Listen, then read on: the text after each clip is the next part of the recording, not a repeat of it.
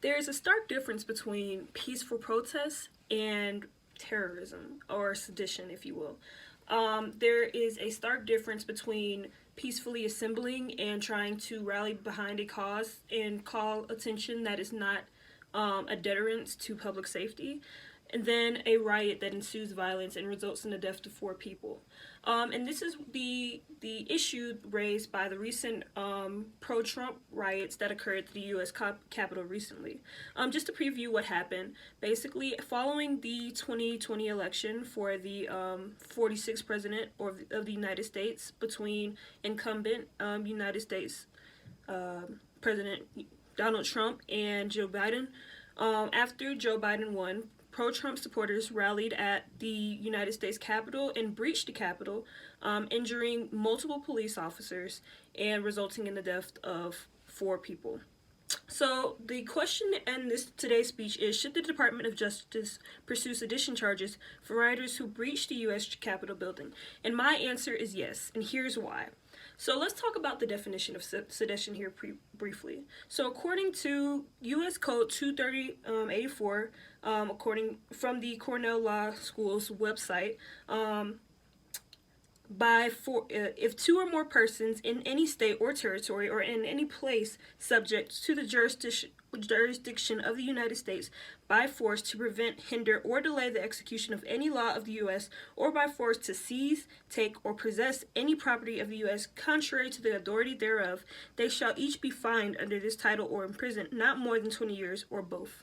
So what this means is basically, if somebody were to breach the Capitol, which is a U.S. property, they should be fined. This should be no question if this is, U.S. law. The Department of Justice has a responsibility to uphold the public safety of others, and this is a clear breaching of that. If the Department of Justice allows for the rioters to achieve this breach of public safety without any sort of execution or jury trial, this could result in a misinterpretation of what's right and wrong and could cause more uproar, more of this incentive to incite more violence. So let's talk about the responsibilities of the Department of Justice. According to the Department of Justice website, as accessed today, January 11th, 2021, one of the responsibilities of the Department of Justice, as they cite from their mission statement, I'll cite 3, is to ensure public safety against threats, foreign and domestic, provide federal leadership in preventing, controlling crime, and to seek just punishment for all those guilty of unlawful behavior. So what does this mean? Well, as we cited before, this was a clear act of sedition, as cited by U.S. Code 2384 by the rioters, because this, A, was a breach of public safety, and B, this was an example of domestic terrorism. And let's go further and define what domestic terrorism under the definition of the Federal Bureau of Defense. Let's talk about that. So under the FBI's website, the definition of domestic terrorism is as follows: a violent criminal act stemming from domestic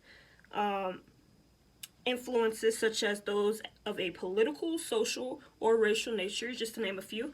Once again, this was from the FBI's website, and this was accessed on today, January 11, 2021. So what does this mean? Basically, this means that this was an act of terrorism because this was violent. This did result in death. There were guns pointed at multiple people, whether citizens or police, and this did result in casualties, whether death or immediate injury.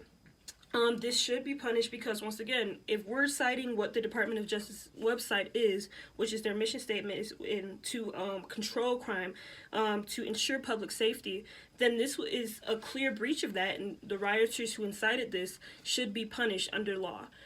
There is no bias here. This is just what the law states, and there is a clear kind of line here that says that this is what needs to be done. So the Department of Justice has a responsibility that they've stated is their own to ensure that this motion of justice is carried out.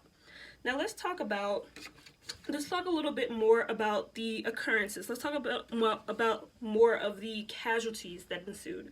So as cited from CNN, A few days after the U.S. Capitol was resecured by the government, the CNN reported that 4 people died, 1 of gunshot, 3 of medical emergencies during the riot, and multiple officers were injured, with at least 1 transported to the hospital. Once again, this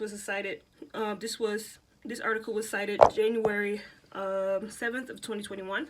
So what this means is basically there was 4 people who died of this.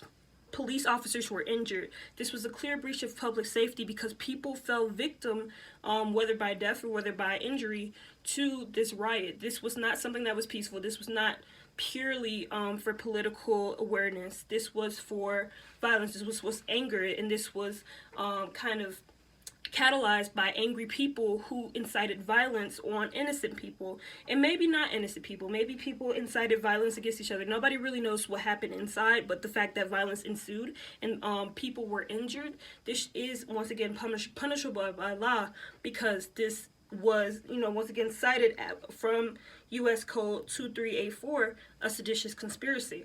So let's talk a little bit more about this comparison that we see being made between the Black Lives Matter movement and this riot. So let's talk a little bit about what happened in the summer of 2020, specifically in August. There was this woman, a Black Lives Matter activist, Tiana Arata, who was charged with 5 felonies, including domestic terrorism, after her protest resulted in an act of vandalism, resulted